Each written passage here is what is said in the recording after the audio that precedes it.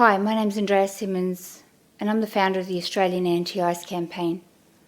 The Australian Anti-Ice Campaign was founded in order to raise awareness and educate our community, particularly youth, on the dangers of the drug called ice. You see, 8 years ago I was introduced to an ice pipe. I had no idea what it was, and I certainly had no idea what it was about to do to me.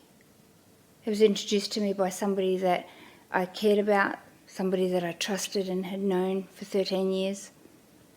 And I really didn't think it was a big deal to have a bit of a puff of a little glass pipe, not knowing the entrapment and the hell that it was going to take me to. I spent 2 years entrapped in a turmoil of hell. Ice took from me everything that I owned. It separated me from my family, from my friends, from my work, and from myself. Ice took me to a place where I was having severe mental health issues. I was suicidal. I was in psychosis. And I was locked down away from society in what we call Ice World. It was a really scary place to be, and I don't wish that upon my worst enemy. I had a supernatural encounter with God that helped me come back to home and lock myself in a room so that I can start thinking straight again.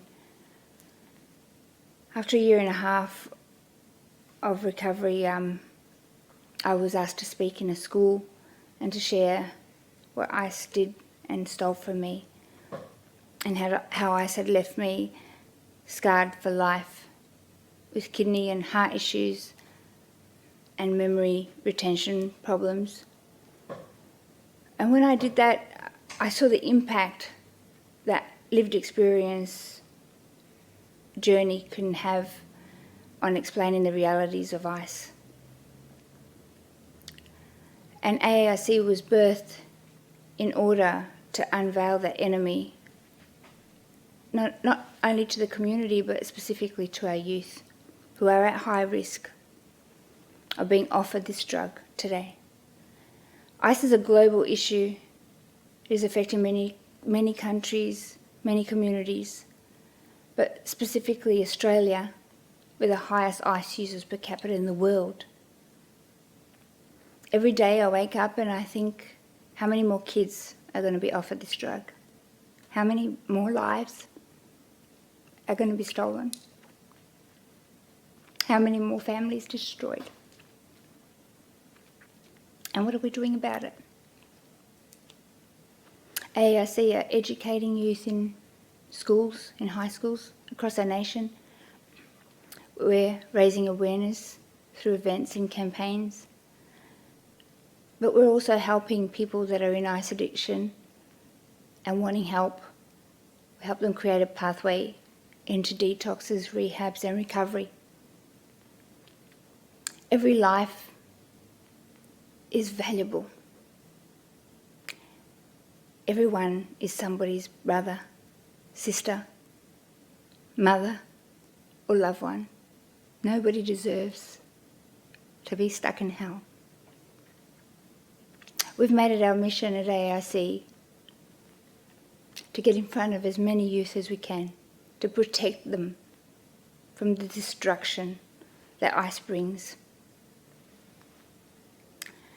We are now a national charity, and we have groups across Australia with people like myself with the same heart to get in front of our community and expose ice for what it really is. We're unveiling that enemy. And we're asking you to help today. As community-minded people, you can help make a difference. I'm going to introduce you to Glenn Ivers, who has been a huge part of our organisation for the last 4 years. And he's going to explain to you about how you can help. There's various ways that you can get involved, but together in unity, we can put the freeze on ice in our nation. Thanks for hearing my story, and I hope that ice doesn't touch you. Thanks very much, Andrea. Look, before I start, I just want to begin by acknowledging the amazing support that Andrea and the Australian Anti-Ice campaign have had from Rotary clubs and Rotarians since before I started with this campaign over 4 years ago. I also want to thank the Rotary clubs for their support that they've given me over the past 12-24 months, particularly in Western Australia and far north Queensland. We've made incredible progress as a result of that support, and I want to thank a number of district governors who are going to make this video available to all the Rotary clubs across Australia. In addressing Rotarians today, I just really want to start by just covering the extent of the problem. I think we all understand that we have a problem with ice. I don't think everybody is fully aware of the extent of that problem, particularly as it relates to young people. So we'll cover that.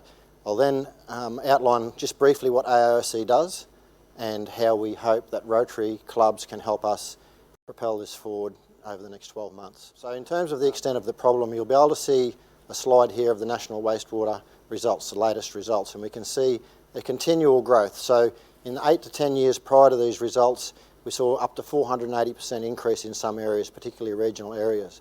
We see in the last 2 years a continual growth of 37% in the last 2 years, to the point where Australians last year consumed over 11.5 tonnes of this drug. You can see also that compared to the usage of cocaine, MDMA and heroin, ice has now become by far the major drug of choice amongst young Australians, illicit drug of choice.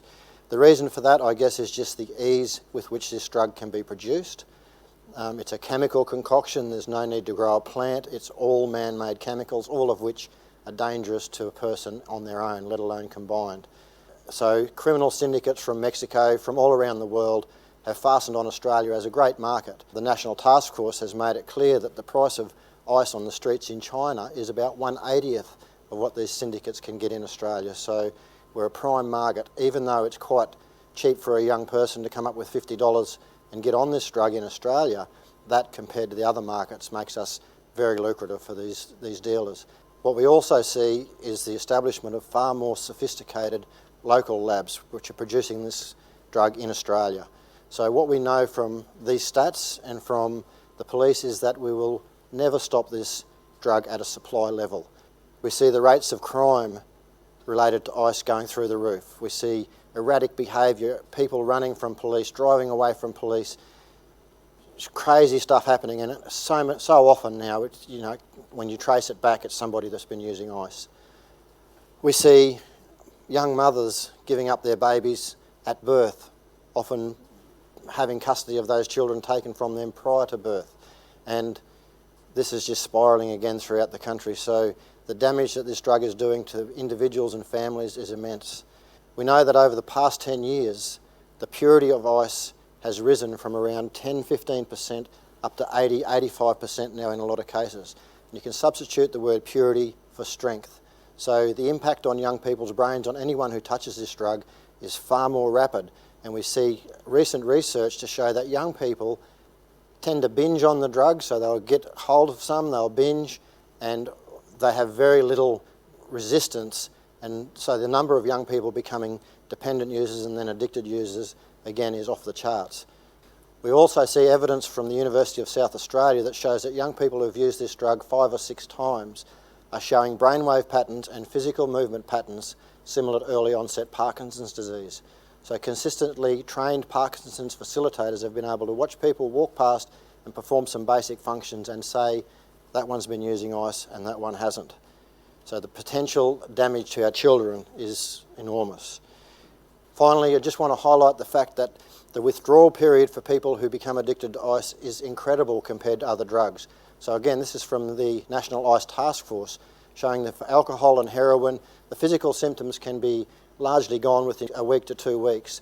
With ice, people need 12-18 months before their brain can stabilise. They start getting some capacity to feel good again and start to actually move into long-term recovery. So we really feel that we're facing a looming national catastrophe if something isn't done, and done soon. So now I'll just take you into quickly what AIOC does. We use people like Andrea who are in long-term recovery and have come through the hell of ice addiction.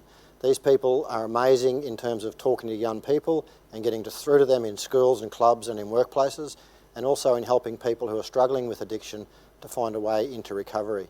So they're the two components. In terms of the schools, we're well and truly underway there. So with the support of a number of Rotary clubs in far north Queensland and around Australia, we've literally presented this program to thousands of kids. In terms of the brief intervention, so helping people out of addiction, the way most people come to us and seek help is by when we go into the media. So Rotary has been an enormous assistance to us there as well. So I just want to talk to you about the Walk Against Ice program, which we're now asking all of you as Rotarians and Rotary clubs to get involved in.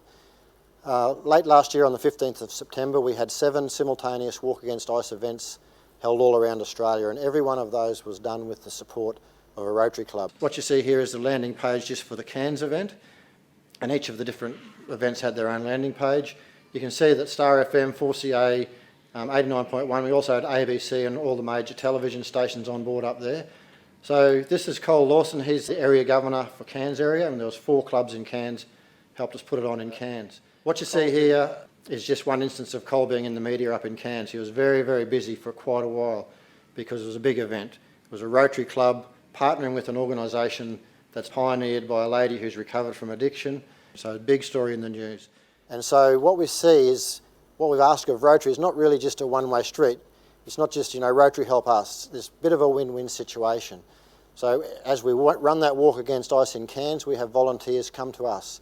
Those volunteers form an AIOC Ice Action team, and they also become a Friends of Rotary group, so that next year when Cole and his team again put that Walk Against Ice on, that group of people will be there to assist and help with that. And hopefully, for people like myself who saw the 4-way test and think, wow, that's amazing, I want to become a Rotarian, there will be a filtering from those people who probably haven't heard much of Rotary before but are drawn because of this ice epidemic and because of their concerns about that, a filtering of those people who become involved in the walk and hopefully help you in your quest, I guess, to get new members and to regenerate as time goes by for Rotary clubs. Guys, this is the map of where we had the walks last year, 7 different walks, and they were a great success. This is the map of where we'd like to see them happen next time we put it on. So every one of those towns has a Rotary club, and every one of those towns to some extent has an issue with this drug. So you can imagine a Walk Against Ice happening simultaneously in most of those towns across Australia on the same day. The amount of people that will come in to support that project, the amount of people that will get education and awareness out of it, and the amount of people that will come forward for help.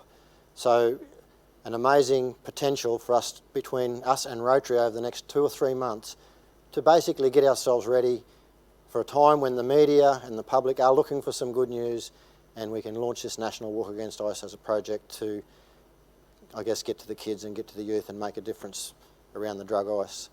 You can see the contact details at the bottom of this video, so please get in touch with me and let's make a real difference. Thank you very much. Lend a hand, my brother. Lend a hand. Bring a shepherd to my side. I am lost and not forgiven. No matter how I try and what I hide. Lend a hand, my brother. Lend a hand. Lift me to